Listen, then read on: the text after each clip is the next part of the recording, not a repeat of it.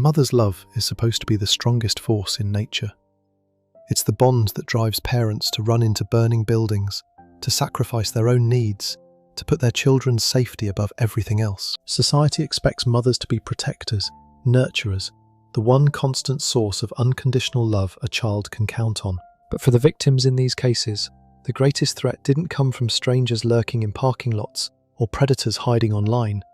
It came from their own mothers. The women who gave birth to them, the women they called mum and trusted with their lives. The women who were supposed to choose them first, every single time. These weren't accidents or crimes of passion or mothers who snapped under impossible pressure. These were deliberate choices. Mothers who met men and decided their children were obstacles. Mothers who drowned toddlers, shot teenagers, starved daughters, and poisoned sons because a boyfriend said he didn't want kids. Mothers who valued romance over their own flesh and blood. And the courts made sure those broken promises came with consequences. Life sentences, decades behind bars, parole denied again and again. Today, we're covering 10 mothers who chose their new boyfriends over their own children. What you're about to hear will shatter any idealized notion of maternal instinct. You'll witness how easily some women traded their children's futures for relationships that meant nothing. The ultimate lesson? Sometimes the person who should protect you most is the one you need protection from. Case 1. Susan Smith. On the evening of October 25, 1994, 23-year-old Susan Lee Smith strapped her two sons into their car seats in Union, South Carolina.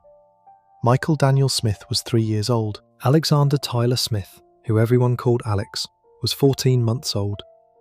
Both boys were buckled into the back seat of their mother's burgundy Mazda Protege. It was a Tuesday, the kind of quiet fall evening when toddlers should have been home eating dinner and watching cartoons. By the time the sun came up the next morning, both boys would be dead at the bottom of John D. Long Lake, and their mother would be on national television begging for their safe return. Susan worked as a secretary at Conso Products, a textile company where her stepfather was a manager. She had separated from David Smith, the boy's father, earlier that year. The divorce was not final, but they were living apart. David still saw Michael and Alex regularly. To neighbours and co-workers, Susan looked like a devoted young mother, doing her best to raise two small children on her own. She dressed them nicely. She took them to daycare. She talked about how much she loved being a mum, but Susan had started a relationship with Tom Findley, the son of the owner of Conso Products. Findley was wealthy and educated. He represented a life Susan wanted. They had been dating, but in late October 1994, just days before Susan killed her sons, Findley wrote her a letter. In that letter, he made his position clear. He cared about Susan, but he was not ready for the responsibilities of an instant family. He did not want children. The letter was direct and final. Susan read that letter and saw her sons differently. Michael and Alex were no longer the children she tucked into bed at night. They were obstacles. If she wanted Tom Findley, she would have to be child-free. And on October 25, 1994, she decided to remove that obstacle. That evening, Susan drove to John D. Long Lake, about 5 miles outside Union. She pulled her car up to the boat ramp. She put the car in neutral and released the emergency brake. Then she got out and watched as the Mazda rolled backward into the dark water with Michael and Alex still strapped inside. The car floated for a moment before water poured in through the windows and doors. Then it sank. Michael was 3 years old. Alex was 14 months old. They could not unbuckle themselves. They could not escape. Within minutes, both boys drowned. Susan did not call for help. She drove to a nearby house on Highway 49 and told the residents that a black man had carjacked her vehicle with her children inside. She was crying and shaking. She looked like a mother whose worst nightmare had just happened. The residents called 911. When police arrived, Susan repeated her story. She described the carjacker as a black man in his 20s or 30s, wearing a toboggan hat. She said he had driven away in her car, with her sons still strapped in their car seats. The story launched a massive search. Police set up roadblocks, volunteers combed the area. The FBI got involved. News crews descended on Union, turning the small town into the centre of a national tragedy. Susan appeared on television multiple times, tearfully begging for the safe return of her sons. She stood beside David at press conferences. America watched and grieved with her. But investigators were skeptical. Susan's story had problems. She said the carjacker had approached her at a red light at the intersection of Highway 49 and Monarch Road, but that traffic light only turned red when a car was coming from the cross street. There were no other cars on the road that night. The light would not have been red. Her timeline did not make sense. Her description of events kept shifting. Sheriff Howard Wells questioned Susan repeatedly. He asked her to take a polygraph test. The results suggested deception. Investigators searched John D. Longlake. On November 3, 1994, 9 days after Michael and Alex disappeared, divers found Susan's Mazda at the bottom of the lake. The car was upside down. Both boys were still strapped into their car seats. Confronted with the evidence, Susan confessed. She admitted there had been no carjacker. She admitted she had driven to the lake and let the car roll into the water with her sons inside. She said she never meant to hurt them. Prosecutors argued Susan had killed her sons because she saw them as obstacles to the relationship she wanted with Tom Findlay. The letter Findlay had written was introduced as evidence. The defense argued Susan had been suffering from depression and suicidal thoughts. The trial took place in July 1995. The jury deliberated for less than 3 hours before returning a verdict of guilty on 2 counts of murder. The jury sentenced Susan to life in prison with the possibility of parole after 30 years. Susan Smith is currently incarcerated at Leith Correctional Institution in South Carolina. In November 2024, she appeared before the parole board for the first time. David Smith testified against her release, saying Susan had taken 2 innocent lives and deserved to remain in prison. The board denied her request. Her next parole hearing will be in 2 years. Michael and Alex Smith are buried in Union, South Carolina. They were 3 years old and 14 months old when their mother drowned them because she wanted a relationship with a man who did not want children. Tom Findlay testified at trial that he had never asked Susan to get rid of her children, but Susan had read his letter and decided that was exactly what she needed to do. While Susan Smith built her entire story around a fake carjacking, the next mother tried to sell an even colder idea, that a stranger appeared at the exact moment her children were in the way. Case 2. Diane Downs. On the night of May 19, 1983, 27-year-old Diane Downs arrived at Mackenzie Willamette Hospital in Springfield, Oregon, with 3 children in her car. She was covered in blood. Her arm had been grazed by a bullet. In the back seat were her 3 children, all of them shot. 7-year-old Cheryl Lynn Downs was dead. 8-year-old Christy Ann Downs had been shot in the chest and was struggling to breathe. 3-year-old Danny Downs had been shot in the back. Diane told hospital staff and police that a stranger had flagged her down on a rural road and opened fire on her family for no reason. But from the moment Diane started talking, something felt wrong. She was too calm. She smiled at inappropriate moments. Nurses later testified that Diane seemed more interested in flirting with male doctors than in staying with her wounded children. One nurse said Diane's demeanour was so strange she wondered if Diane was in shock or if something else was going on. Diane worked as a letter carrier for the United States Postal Service. She had divorced Steve Downs in 1980 and had custody of the 3 children. She lived in a small town in Oregon and presented herself as a hard-working single mother. But people who knew Diane understood she was not like other mothers. She talked constantly. She dominated conversations. She craved attention from men. And in the months before the shooting, she had become obsessed with a man who did not want her children in the picture. His name was Robert Knickerbocker, though everyone called him Nick. He was married and worked with Diane at the post office.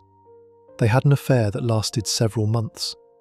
Diane fell hard for Nick. She told friends she was in love with him, and they were going to be together. But Nick did not share Diane's vision. He made it clear he was not leaving his wife, and he made it even clearer that he did not want to be involved with a woman who had 3 young children. Nick told Diane her kids were a problem. He pulled away from the relationship. Diane did not handle the rejection well. In the weeks before May 19, 1983, she became increasingly erratic. She talked about starting a new life. She seemed distracted and impatient, and according to prosecutors, she began to see her children as obstacles standing between her and the man she wanted. On the night of May 19th, Diane told her children they were going for a drive. It was late, after 9 in the evening. Cheryl sat in the front passenger seat. Christy and Danny sat in the back. Diane drove out of town onto Old Mohawk Road, a dark, isolated rural road with no streetlights. She pulled over. Then she pulled out a .22 caliber handgun and shot all 3 of her children. She shot Cheryl in the chest at close range. Cheryl died quickly. She shot Christy in the chest, collapsing her lung and damaging her spine. She shot Danny in the back, severing his spine and paralyzing him from the waist down. Diane then shot herself in the arm, grazing her forearm to create a wound that would support her story. She drove to the hospital and told staff that a stranger had ambushed them. Detectives questioned Diane at the hospital. She said she had been driving along Old Mohawk Road when she saw a man in the road waving his arms. She stopped. The man asked for a ride. When Diane refused, he pulled out a gun and started shooting. She described him as a shaggy-haired white man in his 20s or 30s. Investigators checked her story against the physical evidence. Nothing added up. The trajectory of the bullets did not match what Diane described. If a man had been standing outside the car shooting in, the bullets would have entered at a different angle. The children's wounds suggested the shooter had been inside the car. There was no blood on the driver's side door or seat. There were no defensive wounds on any of the victims. Detectives learned about Diane's obsession with Robert Knickerbocker and his refusal to accept her children. They learned Diane had been talking about wanting a fresh start without complications. The breakthrough came from Christy. Despite being shot in the chest, Christy survived. She suffered a disabling stroke from severe blood loss that impaired her speech, but she was conscious and able to communicate. When investigators gently questioned her, Christy told them the truth. There had been no stranger. Her mother had pulled over, pulled out a gun, and started shooting. Christy remembered looking at her mother's face. She remembered the gunshots. She remembered her sister Cheryl slumping over. On February 28, 1984, Diane Downs was arrested and charged with murder, attempted murder, and assault. The trial began in May 1984. Prosecutors argued Diane had shot her children because she saw them as obstacles to the relationship she wanted with Robert Knickerbocker.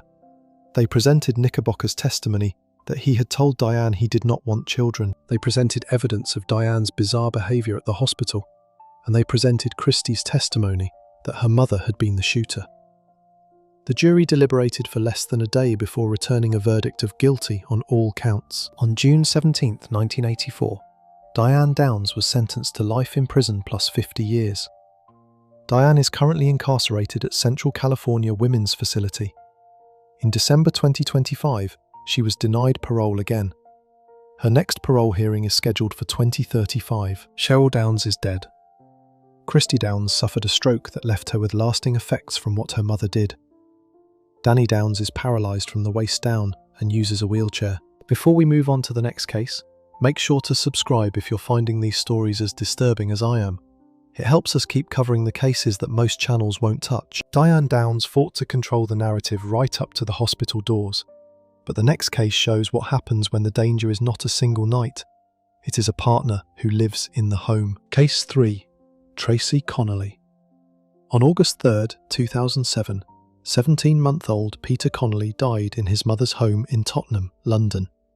Peter, who became known to the public as Baby P, had been on the Child Protection Register since December 2006. Social workers, police and health professionals had visited the home more than 60 times. Doctors had examined him. The system that was supposed to protect vulnerable children had Peter Connolly in its sights. And yet, over the course of 8 months, Peter suffered more than 50 injuries while living with his mother, Tracy Connolly, and her boyfriend. By the time he died, Peter had a broken back, broken ribs, and injuries covering his small body. He had been beaten, tortured, and neglected while professionals cycled through the home and somehow missed the signs that a child was being destroyed. Tracy Connolly lived in a council flat in Tottenham with Peter and his siblings. For most of Peter's short life, Tracy had been a single mother. But in late 2006, she began a relationship with a man named Stephen Barker. Barker moved into the flat along with his brother, Jason Owen. The household changed. What had been a mother and her children became a home dominated by 2 men who had no interest in protecting a toddler. Peter had been placed on the Child Protection Register in December 2006 after he was taken to the hospital with bruises on his face and body. Social workers began monitoring the home. They visited regularly. They checked on Peter's health. But Tracy Connolly had become very good at hiding what was happening. She would smear Peter's face with chocolate to cover bruises. She would keep him in a stroller with a blanket over him, so visitors could not see his injuries. She would lie to social workers about how Peter had gotten hurt. And the professionals believed her, or at least they did not challenge her enough to stop what was happening. The fracture point in Peter's case was clear. Tracy met Stephen Barker. Barker moved into the home, and Peter's suffering began in earnest. Stephen Barker was not Peter's father. He had no biological connection to the child, but once he moved into Tracy's flat, he became the dominant figure in the household. Barker had a history of violence. He had been in trouble with the law before. But Tracy wanted him there. She wanted the relationship, and she was willing to overlook what Barker was doing to Peter in order to keep him. The abuse escalated over the months that Barker lived in the flat. Peter was hit, he was shaken, he was thrown, his fingertips were sliced, his teeth were knocked out. He suffered injuries that should have sent any parent running to the hospital and demanding help. But Tracy did not protect Peter. She covered for Barker. She lied to social workers. She hid Peter's injuries. She prioritized her relationship with Barker over the safety of her child. Social workers visited the home regularly throughout 2007. During one visit in August, just days before Peter died, a social worker saw Peter in his stroller with his face smeared with chocolate. The social worker did not insist on seeing Peter's face clean. She did not push Tracy to explain why Peter was covered in chocolate on a summer day. She accepted Tracy's explanation and left. That visit was one of the last opportunities to save Peter's life. On August 3rd, 2007, paramedics were called to Tracy Connolly's flat. Peter was unresponsive in his crib. The paramedics worked to revive him, but it was too late. Peter was pronounced dead at the hospital. When doctors examined his body, they found injuries that horrified even experienced medical professionals. Peter had a broken back. His spine had been snapped. He had broken ribs. He had bruises and cuts all over his body. Tracy Connolly was arrested. Stephen Barker was arrested. Jason Owen was arrested. All three were charged in connection with Peter's death.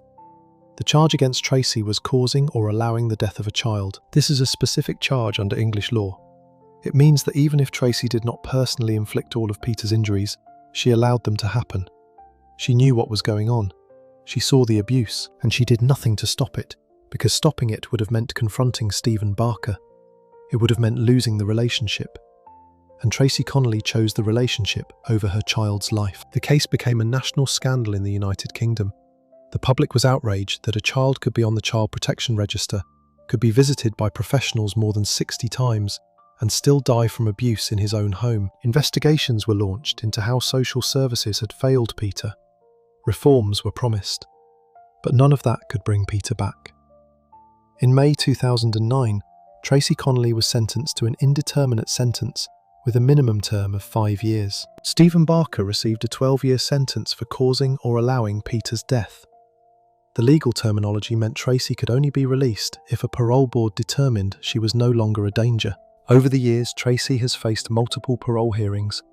She has been released and then recalled to prison multiple times. In 2022, she was released on parole again, sparking public outcry. In 2024, she was recalled to prison once more. Peter Connolly's father told the court during sentencing that his son had been robbed of his life. He said Peter would never grow up, never go to school, never have a family of his own. Peter's death led to reforms in child protection services across the United Kingdom, but those reforms came too late for him. Peter spent 8 months being tortured while his mother stood by and watched, choosing her boyfriend over her child's survival. And the system that was supposed to protect him failed at every turn. Baby P's story is a blueprint of warnings that should have stopped the abuse, and the next case is what it looks like when the same pattern ends in a courtroom-built timeline of deliberate torture. Case 4. Pearl Fernandez. On May 22, 2013, 8-year-old Gabriel Fernandez was rushed to a hospital in Palmdale, California. He was not breathing. His body was covered in bruises, burns, and open wounds. He had a fractured skull. He had broken ribs. His skin was covered in BB gun pellet wounds. Doctors who examined him could not believe a child had survived this long with these injuries. Gabriel died 2 days later, on May 24, 2013. He was 8 years old. He should have been in 3rd grade. playing with friends and watching cartoons. Instead, he had spent the last 8 months of his life being tortured by his mother, Pearl Fernandez, and her boyfriend, Isauro Aguirre. Gabriel had not always lived with his mother. For most of his early childhood, he lived with his great-uncle and his great-uncle's partner. They loved him. They took care of him. They gave him a stable home. But in 2012, Pearl Fernandez decided she wanted Gabriel back. She took custody of him and moved him into her apartment in Palmdale, where she lived with Isauro Aguirre. Pearl told people she wanted to be a mother to Gabriel. She told people she was ready to take responsibility for her son. But what she really wanted was the welfare money that came with having Gabriel in her home.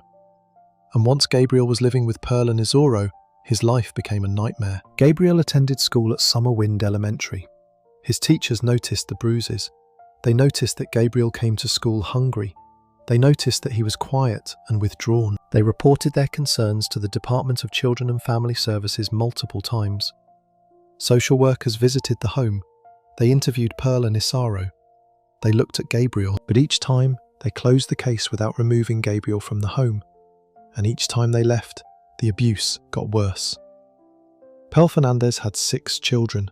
She did not take care of most of them. Several of her children had been removed from her custody or were living with relatives. The question that haunted everyone who followed this case was simple. Why did Pearl want Gabriel back if she was going to treat him this way? The answer, according to prosecutors and people who knew Pearl, was money. Pearl received welfare benefits for each child in her custody, but there was another factor that made Gabriel's situation even worse. Pearl's boyfriend, Isauro Aguirre, hated Gabriel. Aguirre believed Gabriel was gay.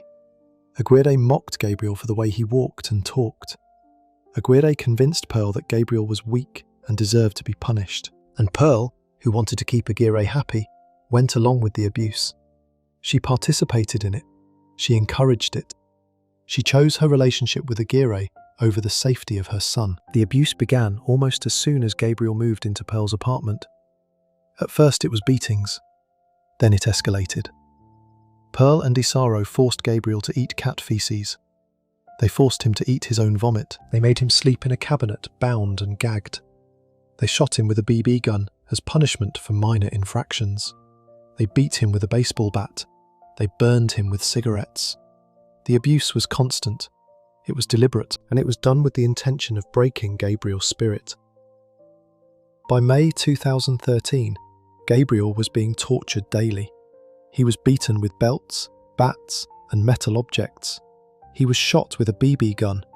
He was forced to eat cat litter. He was locked in a cabinet for hours at a time. He was denied food. He was forced to sleep bound and restrained. Pearl and Isauro called him gay. They mocked him. They told him he was worthless. And on May 22, 2013, after months of escalating abuse, Isauro beat Gabriel so severely that the child's brain began to swell and his body went into shock. Pearl called 911 and told the operator that Gabriel had fallen and hit his head. When paramedics arrived, they knew immediately that Gabriel's injuries were not from a fall. This was child abuse. This was torture. Gabriel was transported to the hospital where doctors worked to save his life. But the damage was too severe. Gabriel's brain had swollen. His body had been through too much. On May 24, 2013, Gabriel Fernandez died. Pearl Fernandez and Isauro Aguirre were arrested and charged with murder. Prosecutors had extensive evidence. Teachers had filed reports. Medical records documented injuries. Photographs showed the horror Gabriel had endured. The Los Angeles County District Attorney's Office announced that Aguirre would face the death penalty and Pearl would face life without parole if convicted. The case went to trial. Aguirre was convicted of first-degree murder with special circumstances of torture. He was sentenced to death in 2018, though California later placed a moratorium on executions. Pearl accepted a plea deal. On February 15, 2018, she pleaded guilty to first-degree murder. On June 7, 2018, she was sentenced to life in prison without the possibility of parole. During the sentencing hearing, Gabriel's uncle spoke about the boy who had been stolen from their family. He said Gabriel had been happy when he lived with them. He said Gabriel deserved better than what Pearl and Isaro had given him. The judge said the case represented some of the most horrific child abuse he had ever seen. Pearl Fernandez is currently incarcerated in California. In 2021, she filed a petition for resentencing, arguing that changes in California law should allow her sentence to be reconsidered. The petition was denied. In February 2026, her attorneys filed a new resentencing petition. As of now, she remains in prison, serving life without parole. Gabriel Fernandez was 8 years old when he died. His teachers saw the signs. The system had chances to save him, but Pearl Fernandez chose her boyfriend over her son, and Gabriel paid the price with his life. His case led to criminal charges against social workers who had handled his case, something that rarely happens. But those charges and reforms came too late for Gabriel. Before we move on to the next case, make sure to subscribe if you're finding these stories as disturbing as I am. It helps us keep covering the cases that most channels won't touch. Pearl Fernandez did not just fail to protect, she joined in, and the next case shows a different kind of partnership, where belief, money, and romance fused into a plan that treated children as obstacles. Case 5. Lori Vallow Daybell. In September 2019, 2 children disappeared from Rexburg, Idaho. Tylee Ryan was 16 years old. Joshua Vallow, who everyone called JJ, was 7 years old. They were last seen in different locations on different days in September, and then they were simply gone. Their mother, Lori Vallow, did not report them missing. She did not call the police. She did not ask for help finding them. Instead, she moved to Hawaii with her new husband, Chad Daybell, and acted as if Tylee and JJ had never existed. Lori Vallow had not always been a neglectful mother. People who knew her in earlier years described her as devoted to her children. She homeschooled them, she took them to activities, she seemed to care about their well-being. But something changed when Lori met Chad Daybell. Daybell was a self-published author who wrote books about the end times and claimed to have visions of the future. He and Lori developed a belief system that centered on the idea that certain people were dark or possessed by evil spirits. And according to prosecutors, Lori and Chad came to believe that Tylee and JJ were obstacles to the new life they wanted together. Lori had been married multiple times before she met Chad Daybell. Her fourth husband, Charles Vallow, had adopted JJ and helped raise Tylee. But by 2019, Lori's marriage to Charles was falling apart. Charles had become concerned about Lori's behaviour. She was talking about visions and past lives. She was spending time with Chad Daybell, who was also married. She was talking about people being possessed by dark spirits. Charles tried to get help for Lori, but before any of that could happen, Charles was shot and killed by Lori's brother, Alex Cox, in July 2019. Cox claimed self-defense. With Charles dead, Lori was free to pursue her relationship with Chad Daybell without interference. But there were still obstacles. Chad was married to a woman named Tammy Daybell. Tylee and JJ were still in Lori's care, and both children required attention and resources that Lori no longer wanted to give. In October 2019, Tammy Daybell died suddenly. Chad claimed she died of natural causes, but her death was later ruled suspicious. Just weeks after Tammy's death, Chad and Lori got married. They moved to Hawaii. They lived on the beach. They posted photos of themselves smiling and enjoying their new life together. And Tylee and JJ were nowhere to be seen. Tylee was last seen on September 8, 2019, during a day trip to Yellowstone National Park with Lori, JJ, and Lori's brother Alex. JJ was last seen on September 22nd or 23rd, 2019, when Lori withdrew him from school, telling administrators she would be homeschooling him. After that, both children simply vanished. When police began asking questions in November 2019, Lori lied. She told investigators that Tylee was away at college. She told them that JJ was staying with a friend in Arizona, but investigators checked, and both statements were lies. Tylee was not at college. JJ was not in Arizona. The children were missing, and their mother knew exactly where they were.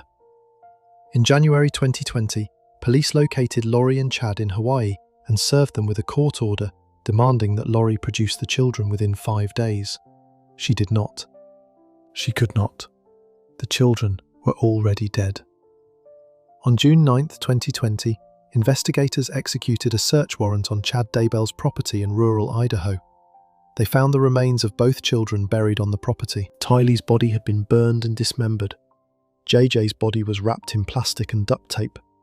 Both children had been dead for months, while Lori and Chad lived their new life together. Lori Vallow was arrested and charged with conspiracy to commit murder and first-degree murder. Chad Daybell was arrested and charged with murder. The case went to trial in 2023. Prosecutors argued that Lori had seen Tylee and JJ as obstacles to the life she wanted with Chad. They argued that Lori and Chad had developed a belief system that allowed them to justify eliminating anyone they saw as standing in their way. They presented evidence of life insurance policies, financial motives, and a twisted ideology that labelled people as light or dark. The prosecution showed that Lori had access to money after Charles Vallow's death. They showed that she and Chad had talked about being together without the complications of their previous lives. They showed text messages and phone records that placed Lori's brother Alex Cox at Chad's property on the days the children likely died. Alex Cox himself had died suddenly in December 2019, just months after the children disappeared. The defense argued that Lori had been manipulated by Chad Daybell and his religious beliefs. They argued that she was not responsible for the deaths of her children, but the evidence was overwhelming. The jury heard testimony about how Lori had lied repeatedly about where her children were. They heard about the life insurance policies. They heard about the ideology that justified murder. On May 12, 2023, Lori Vallow Daybell was convicted of 2 counts of first-degree murder and 3 counts of conspiracy to commit murder, along with grand theft. On July 31, 2023, she was sentenced to life in prison without the possibility of parole. The judge imposed 5 life sentences total, with 3 served consecutively, plus additional fixed terms for the theft charges. In 2025, Lori faced additional charges in Arizona related to the death of Charles Vallow and conspiracy to commit murder against another victim. She was convicted in April and June of 2025, and on July 25, 2025, she was sentenced to additional life terms in Arizona. These Arizona sentences include the possibility of parole after 25 years each, served consecutively. Lori Vallow Daybell is currently incarcerated and will spend the rest of her life in prison. Chad Daybell was also convicted and sentenced to death. Tylee Ryan and JJ Vallow are dead. They were killed by the people who were supposed to protect them. Their mother chose a relationship built on shared delusions and financial gain over the lives of her own children. The new life Lori wanted with Chad is now a series of prison cells and life sentences that will never end. Lori Vallow Daybell's story is full of grand explanations, but the next case shows a quieter collapse where the system's missed steps became part of what made the deaths possible. Case 6. Benita Jacks. On January 9, 2008, marshals in Washington, D.C. were sent to a row house in the Washington Highlands neighborhood in southeast D.C. to enforce an eviction. The tenant, a woman named Benita Jacks, had not paid rent in months. The landlord had gone through the legal process to remove her. The marshals knocked on the door. There was no answer. They knocked again. Still nothing. Finally, they forced the door open and stepped inside. What they found would become one of the most disturbing cases of child neglect in Washington, D.C. history. 4 bodies, 4 young girls, all dead, all in advanced states of decomposition, all daughters of Benita Jacks. The girls were Brittany Jacks, Tatiana Jacks, Nikaya Fogel, and Asia Fogel. Their exact ages at death were difficult to determine because of decomposition, but they ranged from approximately 5 to 17 years old. They had been dead for months, possibly since the summer of 2007. Their bodies were found in different rooms of the house. The smell was overwhelming. The scene was horrific, and their mother, Benita Jacks, was still living in the house with the bodies of her dead children. Benita Jacks was arrested at the scene. When investigators questioned her, she gave answers that made no sense. She said the girls had died naturally. She said she had tried to revive them. She said she had been waiting for them to come back to life. She said demons had possessed them. Her explanations were incoherent and disturbing. But what was clear to investigators was that Benita Jacks had allowed her 4 daughters to die, and then she had continued living in the house with their decomposing bodies for months. Benita Jacks had not always been neglectful. People who knew the family in earlier years described Benita as a mother who tried to take care of her children. The family had lived in different neighborhoods around Washington, D.C. The girls attended school when they were younger. There were times when the family seemed to be managing, even if they were struggling financially. But something changed after the death of Nathaniel Fogel, the father of the two younger girls, in 2007. According to some reports, Benita's mental health deteriorated after Nathaniel died. She became more isolated. She stopped taking the girls to school. She stopped engaging with the community. She stopped asking for help. The family retreated into the row house, and the outside world lost track of them. During this time, Benita continued to receive public assistance, but she was not using it to care for her children. The house had no heat in the winter. There was little food. The conditions inside the home were deteriorating. And then, at some point in the summer of 2007, the girls began to die. The exact cause of death was difficult to determine because of the advanced decomposition of the bodies. The medical examiner's office concluded that the younger girls had likely been strangled. The oldest girl had been stabbed multiple times. But the decomposition made it hard to say with certainty exactly what had happened. Benita Jacks told investigators that she had been living with the bodies because she believed her daughters would come back to life. She said she had been praying over them. She said demons had taken them and that God would bring them back. Her statements suggested severe mental illness. But prosecutors argued that mental illness did not excuse what Benita had done. Even if she was struggling with her mental health, she had made choices. She had not called for help. She had not sought medical care for her daughters when they were sick or injured. She had not reported their deaths. She had continued to live in the house with their bodies, collecting benefits and telling people who asked that the girls were staying with relatives. The case raised immediate questions. How could 4 children die in a home and no one notice? How could a family disappear from school, from services, from the community, and no one raise an alarm? The school district had noticed that the girls stopped attending school, but they had not followed up aggressively enough to find out why. Social services had been involved with the family in the past, but they were not monitoring the home at the time the girls died. On July 29, 2009, Benita Jacks was convicted in a bench trial. A judge, rather than a jury, decided her guilt. She was found guilty of 4 counts of first-degree murder.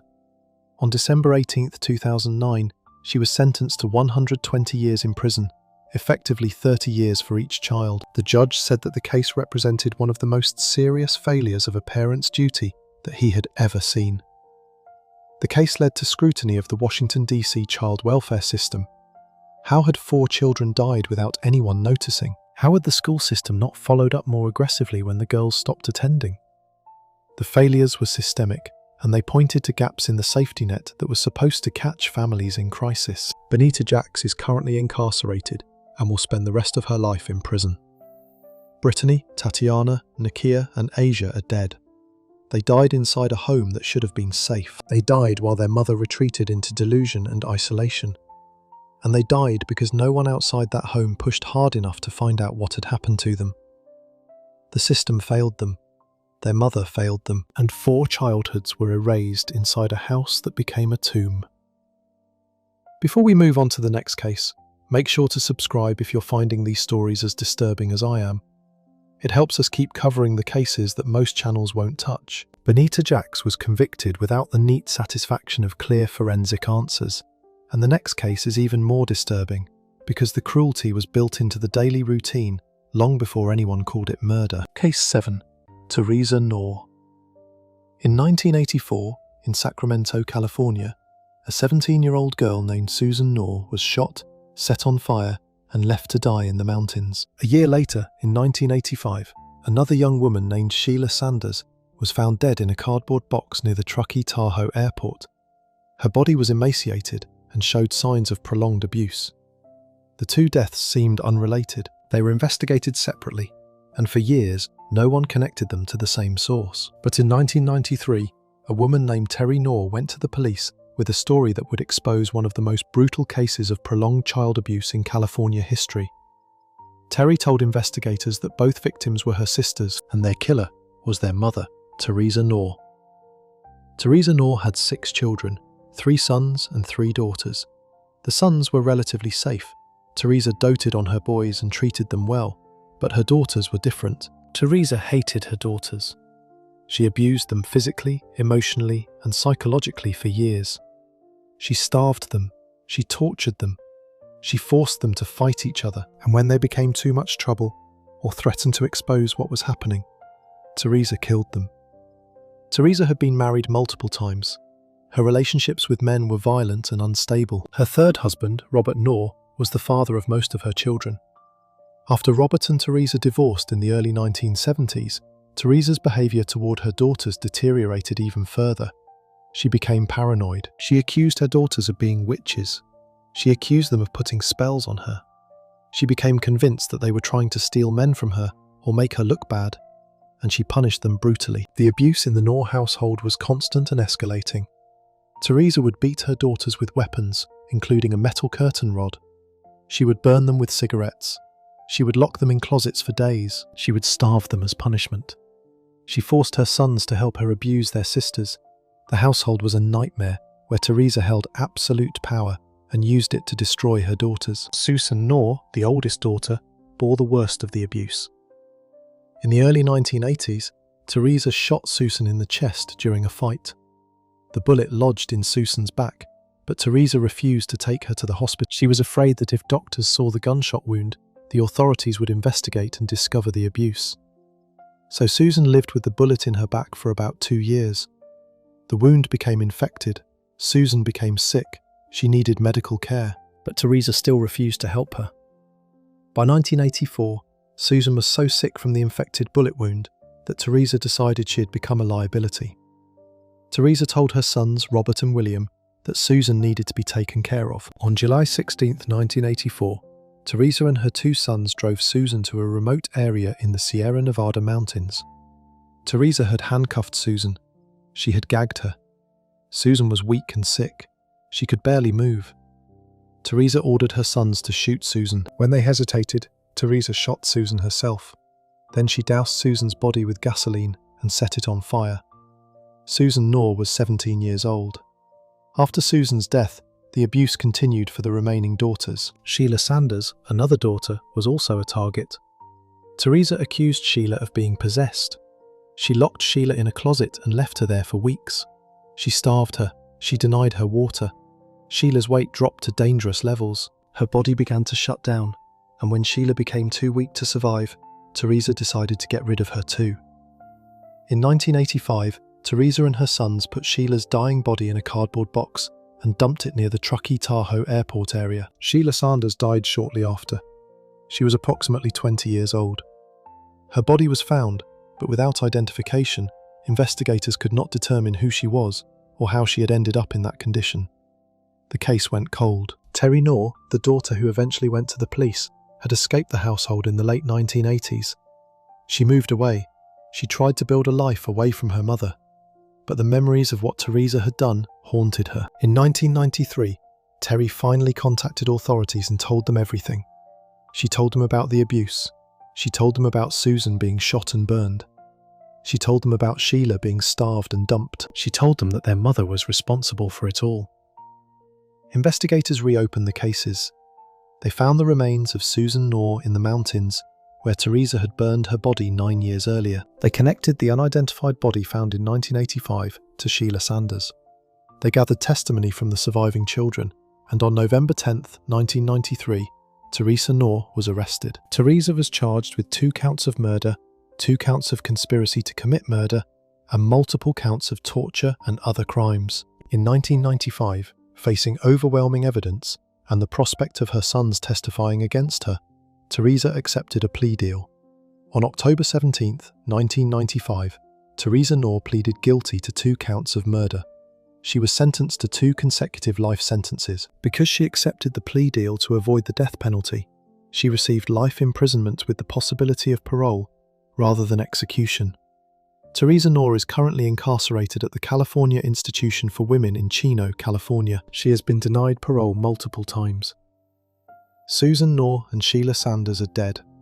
They were tortured for years and then killed by their own mother, a woman who hated them for being born female. The sons who helped Teresa received lighter sentences in exchange for their testimony, though they too had been victims of her control. 2 daughters died, and the system did not catch Teresa until years after the murders, when one of the surviving children finally found the courage to speak. Teresa Knorr tortured in private and killed in secret, but the next mother made her crimes look like devotion in front of cameras and doctors, even as she poisoned her own child. Case 8. Lacey Spears. On January 17, 2014, a 5-year-old boy named Garnet Spears was admitted to Nyack Hospital in New York. He was having seizures. His sodium levels were dangerously high. His small body was in distress. Doctors worked to stabilize him, but his condition worsened.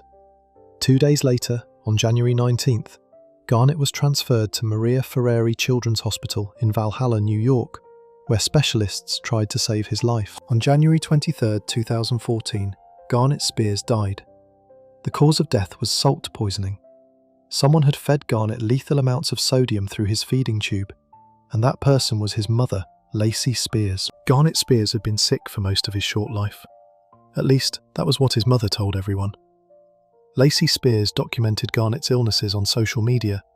She posted photos of him in hospital beds. She wrote about his mysterious symptoms and his constant trips to doctors. She described herself as a devoted single mother caring for a chronically ill child. Thousands of people followed her updates. They offered sympathy and support. Some even sent money to help with medical expenses. But Garnet was not sick because of a medical condition. He was sick because his mother was poisoning him. Lacey Spears was 26 years old when Garnet died. She had given birth to Garnet in 2008 in Alabama, though there were questions about who Garnet's father was. Lacey claimed different men at different times.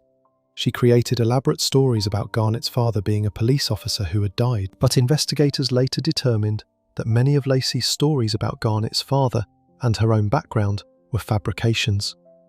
Lacey had a pattern of lying and creating drama to get attention. Garnet began having medical problems when he was very young. Lacey brought him to doctors frequently. She reported vomiting, feeding problems, and failure to thrive. Garnet had a feeding tube surgically placed when he was still an infant. The feeding tube gave Lacey direct access to Garnet's stomach, and over the years, she used that access to make him sick. Doctors who treated Garnet could never quite figure out what was wrong with him. His symptoms did not fit a clear diagnosis. Tests came with unusual results. His sodium levels would spike for no obvious reason. But every time doctors saw Garnet, his mother was right there, caring for him, documenting everything, and presenting herself as a tireless advocate for her sick child. No one suspected that the mother was the cause of the child's suffering. In 2009, Lacey and Garnet moved from Alabama to Florida. Then, in 2012, they moved to New York, where Lacey took a position at a facility called the Fellowship Community in Chestnut Ridge. The Fellowship Community is a residence for families, and Lacey lived there with Garnet in a small apartment. People at the Fellowship Community saw Lacey as a devoted mother. She was always with Garnet. She was always talking about his medical needs. She seemed completely focused on caring for her son. But behind the scenes, Lacey was continuing to poison Garnet. She would feed him high concentrations of salt through his feeding tube. The salt would cause his sodium levels to spike, which led to seizures, brain swelling, and other dangerous symptoms. Then Lacey would rush him to the hospital, where doctors would treat the symptoms without understanding the cause. Once Garnet stabilized, Lacey would take him home and start the process over again. In January 2014, Garnet's sodium levels spiked to a lethal level. Lacey had fed him so much salt that his brain began to swell. He had seizures. He lost consciousness.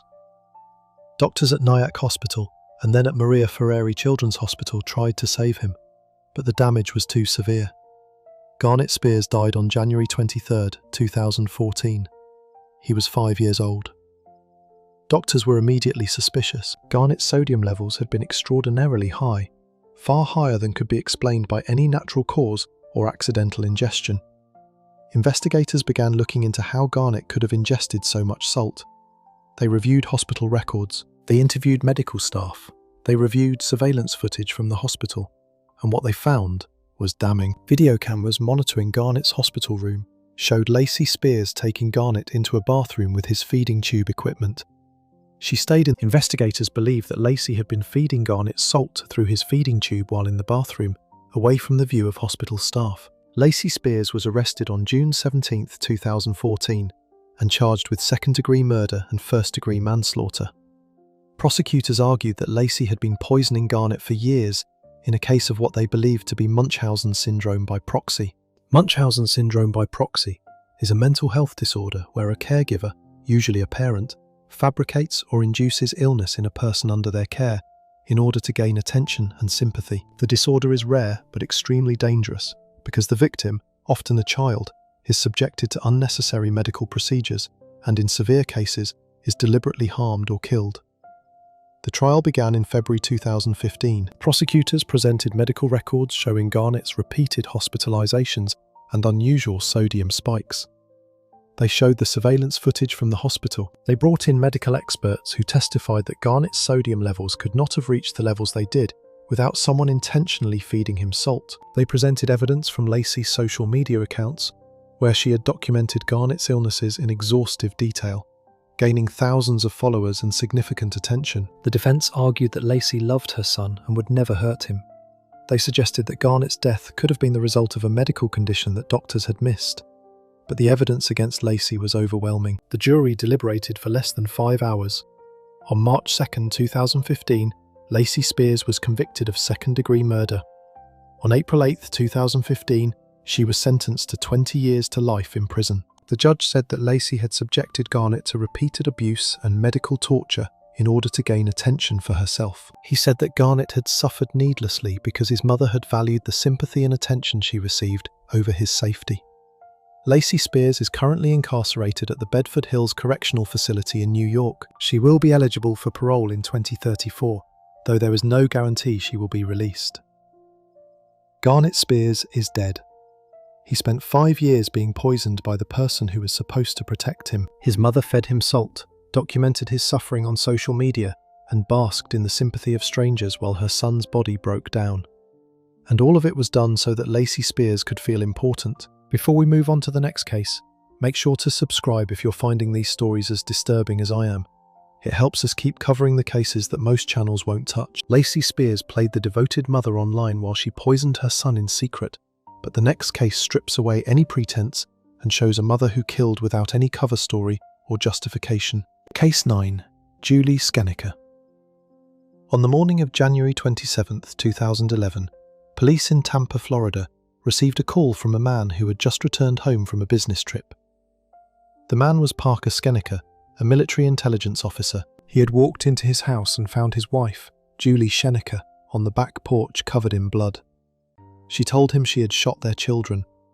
Parker ran through the house. In the garage, he found his 13-year-old son, Bo, dead in the family vehicle. He had been shot twice in the head. Upstairs in a bedroom, he found his 16-year-old daughter, Calix, dead. She had been shot twice in the head while at her computer. Both children were still in their school uniforms. Both had been killed by their mother. Julie Skenecker was 50 years old. She had been a stay-at-home mother for most of her children's lives. Parker worked for United States Central Command, and the family had moved frequently because of his military career. They lived in a nice neighborhood in Tampa. The children attended private schools. From the outside, the Skeneckers looked like a successful military family. But inside the home, Julie was struggling with severe mental illness and a growing resentment toward her children. Julie had been diagnosed with bipolar disorder and depression years before the murders. She was prescribed medication, but she did not always take it consistently. She drank heavily. She had been hospitalized for psychiatric treatment multiple times. In the months leading up to the murders, Julie's mental state deteriorated.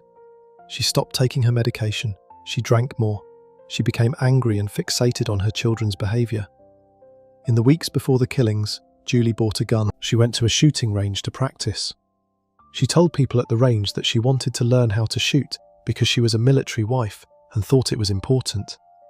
No one questioned her. No one suspected that she was planning to kill her children. Julie's resentment toward Bo and Calix had been building for months. She felt that they were disrespectful. She felt that they talked back to her. She felt that they did not appreciate what she did for them.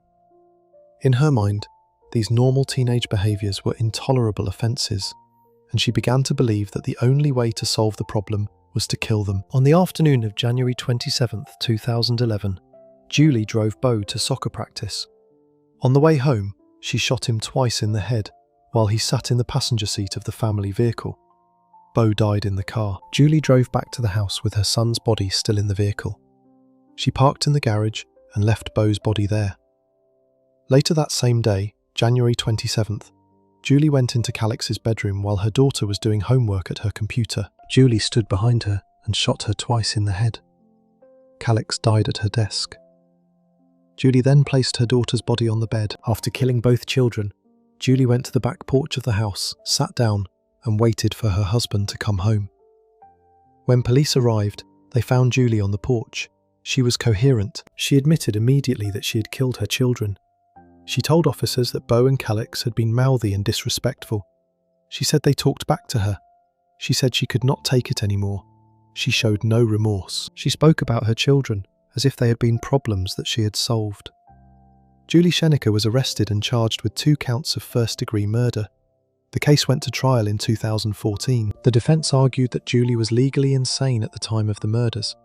They presented evidence of her long history of mental illness. They presented testimony from psychiatrists who said Julie had been suffering from psychotic delusions. They argued that she could not distinguish right from wrong when she killed Beau and Calix. The prosecution argued that Julie knew exactly what she was doing. They pointed to the fact that she had planned the murders. She had bought a gun. She had practiced shooting. She had chosen times when the children were vulnerable. She had shot Beau while he was trapped in the car with her. She had shot Calix while her daughter was focused on her homework. These were not the actions of someone who was out of touch with reality. These were the actions of someone who had decided to kill her children and then carried out that plan. The jury heard testimony from forensic experts. They heard recordings of Julie's police interrogation, where she calmly described killing her children. They saw photos of Beau and Calix's bodies. On May 15, 2014, the jury convicted Julie Schenecker of 2 counts of first-degree murder. The jury rejected the insanity defense. That same day, she was sentenced to 2 concurrent life sentences without the possibility of parole. Julie Schenecker is currently incarcerated in Florida at the Lowell Correctional Institution Annex. Beau Schenecker was 13 years old when his mother shot him in the head. Calix Schenecker was 16 years old when his mother shot her while she sat doing homework. Both children were killed because their mother decided they were too disrespectful to live. There was no boyfriend in this case. There was no romance that Julie was prioritizing, but the pattern was the same. Julie saw her children as obstacles to the life she wanted, and she eliminated them. Julie Schenecker planned and executed, and the final case shows a different kind of partnership, where a mother stayed silent while her boyfriend killed, then helped hide what was left. Case 10. Rachelle Bond. On June 25, 2015, a woman walking along Deer Island in the Boston Harbor area noticed something floating near the shore. When she looked closer, she realized it was the body of a small child. The body was wrapped in a black trash bag. The child was wearing polka dot leggings. Her body had been in the water for so long that her features were hard to distinguish. Police responded and began what would become a heartbreaking search for the identity of the little girl who became known as Baby Doe. For months, investigators worked to identify the child. They released a composite image of what the girl might have looked like. The image was shared millions of times on social media. Tips poured in from around the country, but for weeks, no one could identify the little girl. She remained Baby Doe, a child without a name, without a family, without anyone claiming her. On September 18, 2015, Boston police finally identified the child. Her name was Bella Bond. She was 2 years old, and her mother, Rachelle Bond, knew exactly where she had been the entire time. Rachelle had not reported Bella missing. She had not joined the search. She had not come forward when the composite image was released. She had stayed silent while the entire city of Boston mourned Baby Doe, because Rachelle knew that her boyfriend, Michael McCarthy, had killed Bella, and Rachelle had helped him hide the body. Rachelle Bond was 40 years old when Bella died. She had a history of substance abuse and had been involved with the Department of Children and Families in Massachusetts multiple times. Bella had been in and out of state custody. Rachelle had fought to get her daughter back, and in 2012, Bella was returned to her care. For a while, things seemed stable. Rachelle was living in an apartment in Dorchester, a neighborhood in Boston. She had a boyfriend named Michael McCarthy, and Bella was living with them. Michael McCarthy was Rachelle's on-again, off-again boyfriend. He was not Bella's biological father, but he lived with Rachelle and Bella in the months before Bella's death. McCarthy had a history of violence and drug use. He had spent time in prison. People who knew him described him as controlling and dangerous. And according to what Rachelle later told police, McCarthy believed that Bella was possessed by demons. In the spring of 2015, McCarthy's behavior toward Bella became increasingly hostile. He told Rochelle that Bella was evil. He told her that the child was demon-possessed and needed to be destroyed. Rochelle, who was using drugs heavily during this time, did not protect Bella from McCarthy's escalating threats. She did not remove Bella from the apartment. She did not call for help. She stayed with McCarthy and allowed him to remain in close contact with her daughter. Sometime in late May 2015, Rochelle later told investigators, she woke up in the middle of the night and found Michael McCarthy standing over Bella's body. Bella was not breathing. McCarthy told Rochelle that he had killed Bella because she was a demon.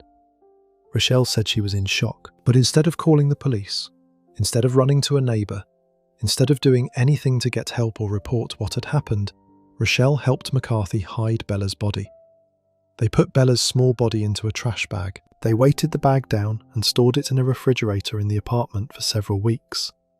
Then, in June 2015, McCarthy and Rochelle took Bella's body to Deer Island and threw it into Boston Harbor. They went back to the apartment and continued their lives as if Bella had never existed. When people asked where Bella was, Rochelle lied. She said Bella was with relatives. She said the state had taken Bella. She made excuses, but she never told anyone that her daughter was dead. When Bella's body washed ashore on June 25, 2015, Rochelle saw the news coverage. She saw the composite image. She saw the entire city searching for Baby Doe's identity. And she stayed silent. For nearly 3 months, Rochelle allowed the investigation to continue without identifying her daughter. She only came forward after an acquaintance who knew about Bella's death told police what had happened. On September 18, 2015, Rochelle Bond was arrested and charged with being an accessory after the fact to murder. Michael McCarthy was arrested and charged with murder. Rochelle agreed to cooperate with prosecutors. She told them what McCarthy had done. She testified against him. In exchange for her cooperation, prosecutors agreed not to charge her with murder. McCarthy's trial began in 2017. Rochelle testified that McCarthy had killed Bella because he believed she was possessed. The defense argued that Rochelle was the one who had killed Bella and was now blaming McCarthy to save herself. They pointed to Rochelle's history of mental illness and drug use. They argued that her testimony was unreliable. The jury heard testimony about Bella's short life. They heard about the months that her body spent in the water before washing ashore. They heard about how Rochelle and McCarthy had hidden the body and continued living together as if nothing had happened. On June 26, 2017, the jury convicted Michael McCarthy of second-degree murder. He was sentenced to life in prison with the possibility of parole after 20 years. Rochelle Bond pleaded guilty to charges related to helping McCarthy dispose of Bella's body and to larceny for collecting welfare benefits after Bella's death. She was sentenced to time served, which was approximately 2 years in jail from September 2015 to July 2017, plus 2 years of probation. Bella Bond was 2 years old when she died. She spent weeks in a refrigerator and months in Boston Harbor before anyone knew who she was. Her mother chose to protect her boyfriend instead of her daughter. Rochelle stayed silent while the city mourned Baby Doe, and she only spoke when she had no other choice. Michael McCarthy is in prison. Rochelle Bond served approximately 2 years in jail and was then released. And Bella Bond, the little girl in polka dot leggings, is buried in a cemetery in Winthrop, Massachusetts, finally identified, finally mourned, but gone forever because her mother chose a man over her child's life. If you enjoyed this deep dive into mothers who chose their new boyfriends over their own children, make sure to subscribe. I'll see you in the next video.